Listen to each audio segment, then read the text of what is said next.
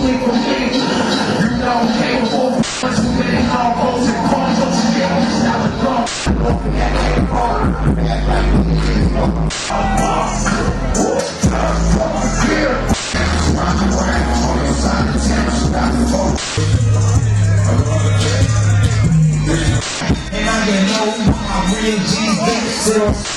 already know it's your boy DasH, man. Shout out Protocol. Fuck, man. You already know it's your boy DasH checking out Live Now Die Later Tour coming to your motherfucking city. Hip Hop Houston mix. Come checking me at the show. Live Now Die Later Tour coming to a city near you. Houston Hip Hop Protocol. Fuck. And shout out my man Protocol. It's DasH signing out. Hip Hop HoustonHipHopFix. You already know, man, it's your boy $$H, DasH, Dillinger, Global Gang, Fast Money. We're here with HoustonHipHopFix and all that. Live Now, Die Later Tour, first stop, and a splash. What's good? Hey, this is Protocol here with HoustonHipHopFix. I'm here in the middle with DasH, about to do the show, about to go down. What's going on, man? What's with you? I'm good, man. You know, happy to be back in Houston. Houston's one of my favorite cities, man. I'm starting to consider it like damn near my second home because y'all really always influenced me musically and especially like culturally as a young nigga listening to Screw and Switch House and shit. So for my tour to start off, first stop be here, I'm happy as fuck, you know what I mean? Can't front. Houston, one of my favorite cities. They always show me love out here. All right. Hey, and we happy to have you here, man. You know, you mentioned Screw, Switch House, and the original Houston culture, so obviously you know about it. You worked with some Houston artists recently, Playboy, Max O'Cream. Okay, Max O'Cream on the Fetty track. Yeah, he's on tour. Okay, so obviously that's one Houston artist. Are there any other Houston artists that you're interested in working with or linking up with? Yeah, for sure. You know what I mean? Shout out my man Rizzo, you know what I mean? And the whole TSF. I'm trying to link with like Sauce Walker. I really fuck with his movement and what them niggas is doing from over there, man. I'm still trying to do a song with like Lil Kiki though, man. Lil Randy if them niggas are still around. Yeah, hold on. Man.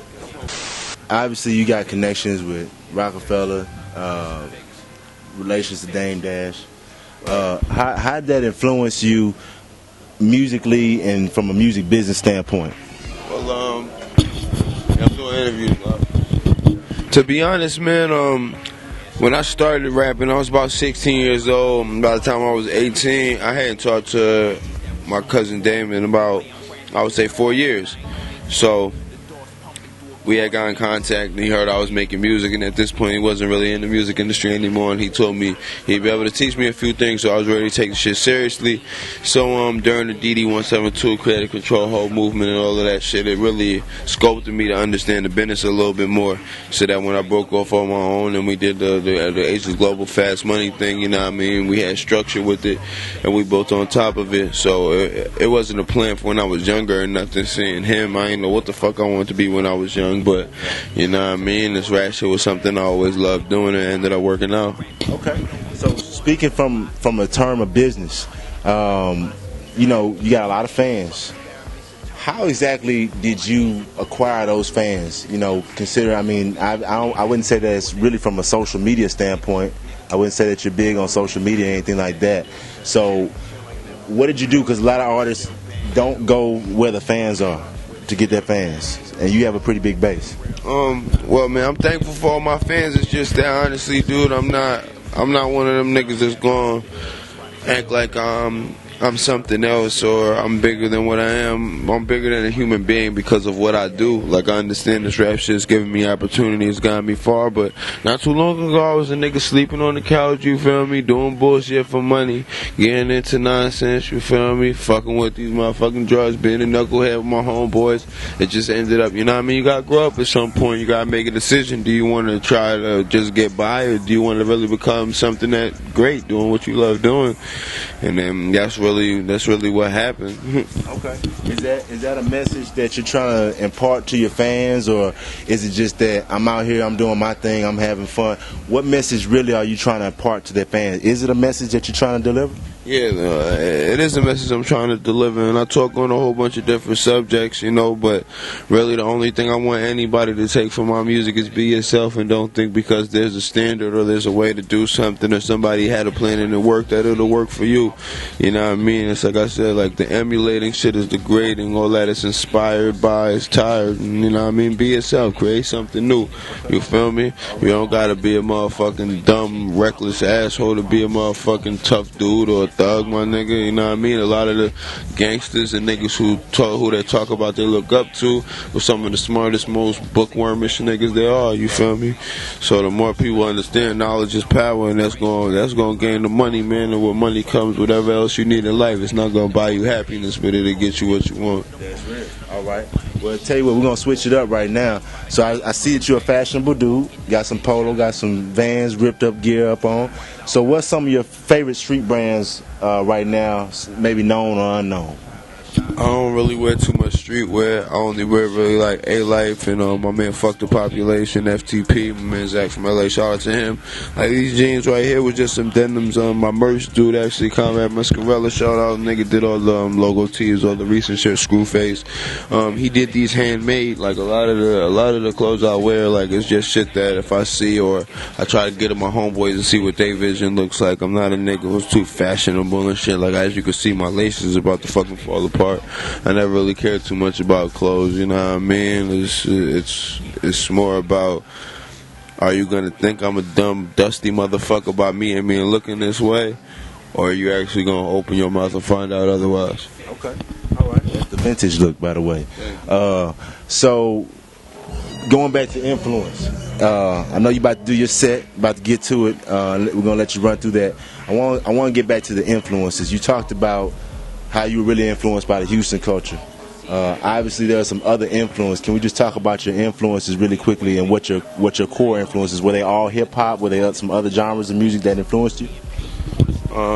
There's three people I could really say influenced me as an artist. One of them being Jay-Z, because the way that he rapped was really what inspired me to take it to the level where I wanted to paint a picture of what I was saying.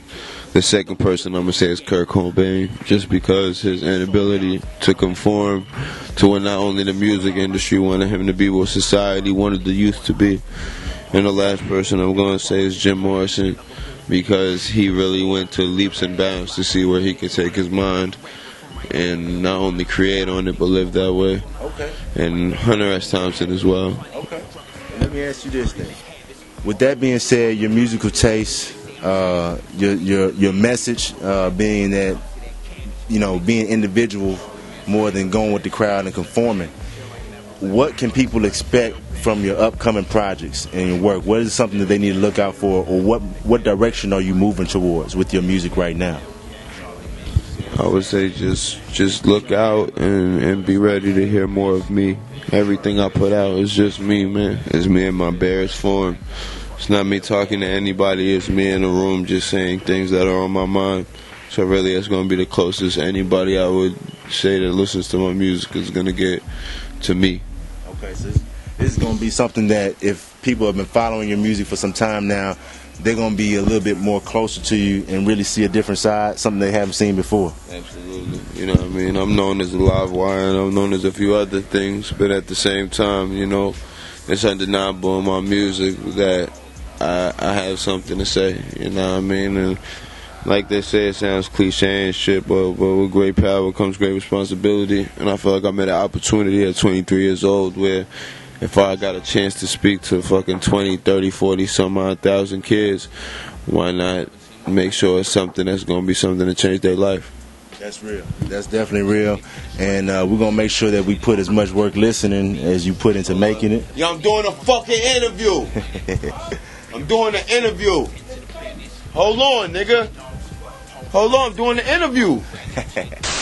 We're going to wrap it up. We know you're getting to your show, but we appreciate you, man. We appreciate the time that you're giving us. We look forward to seeing the show, and we look forward to hearing that new music, and I know your fans will too, man. All right? Definitely, man. I like my brain on the prescription draw.